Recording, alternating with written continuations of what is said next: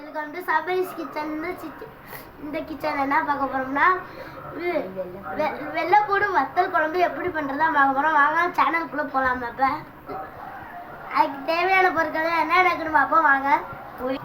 வெங்காயம், வெள்ளைப்பூடு, தக்காளி, கருவேப்பிலை, புளி தண்ணி, அந்த நம்ம வத்தல் சொன்னோம்ல சுண்டு வத்தல், மசால், நல்லெண்ணெய், சோம்பு, இந்த வெந்தயம்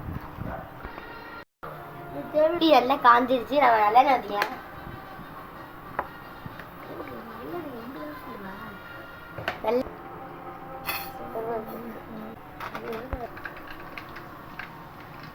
சோம்பு, வெந்தயம்,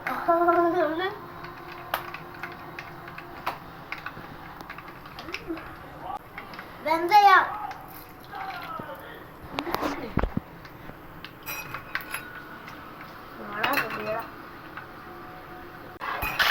வெள்ளைப்பூடு,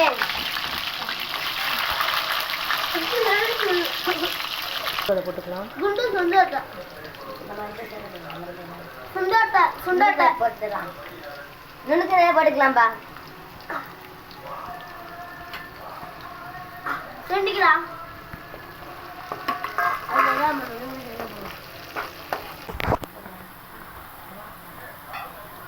வெங்காயம்,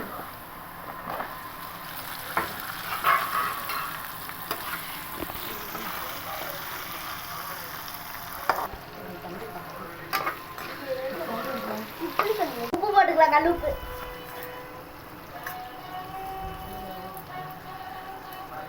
உப்பு தேவையான அளவுக்கு நம்ம போட்டுக்கலாம். இப்போ கிண்டு போடலாம்.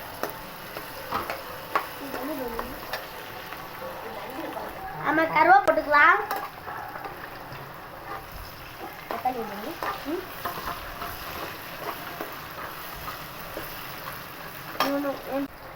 வெள்ளம் பொரியவும் நம்ம தக்காளி போடுவோம். கிண்டிக்கலாம்.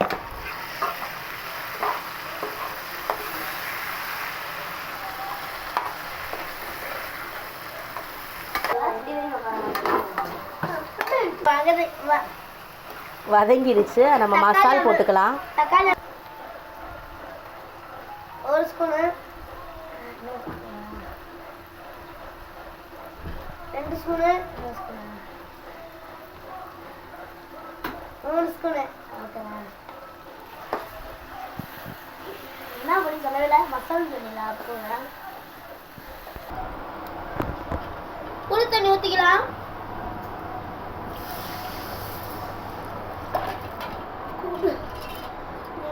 போமா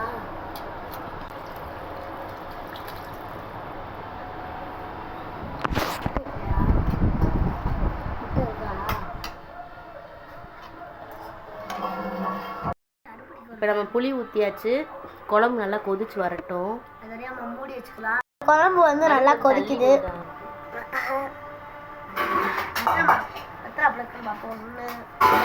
நம்ம குழம்பு ரொம்ப துடிச்சு நம்ம திறந்துக்கலாம். நம்ம குழம்பு ரொம்ப சூப்பராக மணக்குது பாருங்க. அவ்வளோ டேஸ்டாக இருக்கும் போல.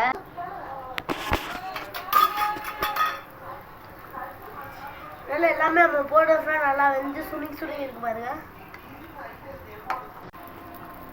குழம்பு நல்லா ரெடி ஆயிடுச்சு. நல்லா எண்ணெய் மெதந்து வந்துச்சு பாருங்க. இந்த பப்புள்ஸ் மாதிரி வந்தாலும் நம்ம ஆஃப் பண்ணிக்கலாம் அடுப்பை.